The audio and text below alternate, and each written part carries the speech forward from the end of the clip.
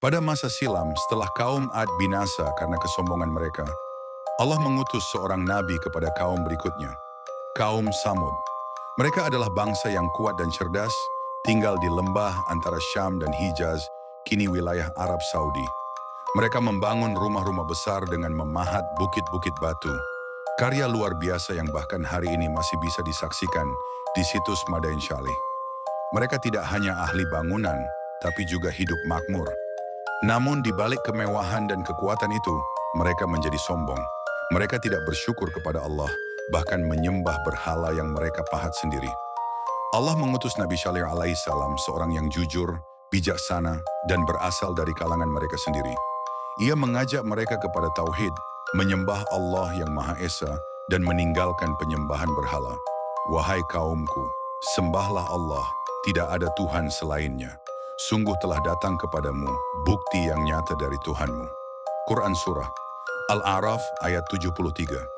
Namun sebagian besar dari mereka menolak. Mereka berkata, "Wahai Shalih, sungguh engkau sebelumnya adalah seseorang yang kami harapkan.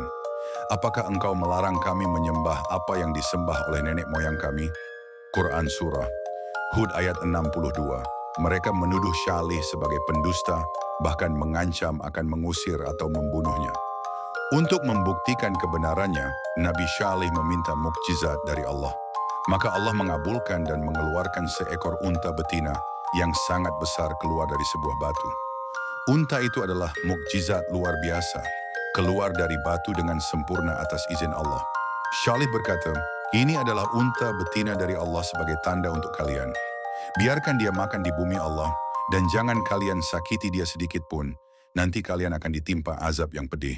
Quran Surah Hud ayat 64. Awalnya mereka terpukau oleh unta itu, namun kebencian mengalahkan keimanan.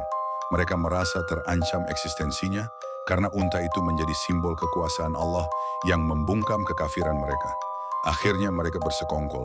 9 orang dari kalangan pemimpin mereka bersumpah akan membunuh unta itu dan Shalih. Maka dengan keji mereka menyembelih unta itu, lalu bersorak dan bersenang-senang seolah telah menang. Mereka menyembelih unta itu, lalu mereka menantang, "Datangkanlah azab yang engkau janjikan kepada kami, wahai Shalih, jika engkau benar-benar termasuk orang yang diutus." Quran Surah Al-A'raf ayat 77. Setelah pembunuhan itu, Nabi Shalih memberi peringatan terakhir. "Bersenang-senanglah kalian di rumah selama 3 hari. Itu adalah janji yang tidak akan didustakan." Quran Surah Hud ayat 65. Hari demi hari berlalu, dan wajah-wajah mereka mulai berubah. Pucat di hari pertama, menghitam di hari kedua, dan muram di hari ketiga. Malam keempat, datanglah suara menggelegar dari langit dan gempa yang dahsyat dari bumi. Semua hancur. Tidak ada yang tersisa kecuali reruntuhan dan jasad-jasad yang membatu. Dan telah datang suara keras mengguntur menimpa orang-orang yang zalim itu. Lalu mereka mati bergelimpangan di rumah-rumah mereka. Quran Surah Hud ayat 67. Kaum Samud tidak dibinasakan karena lemah, tapi karena kesombongan mereka terhadap kebenaran.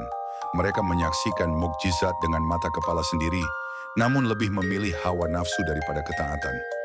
Dan kami tidak menzalimi mereka, akan tetapi merekalah yang menzalimi diri mereka sendiri. Quran Surah Hud ayat 101. Kisah kaum Samud bukan sekadar cerita masa lalu. Ia adalah peringatan hidup bagi manusia hari ini, bahwa siapapun yang mengingkari kebenaran, menolak peringatan, dan membunuh cahaya iman, maka akan merasakan akibatnya, baik di dunia maupun di akhirat.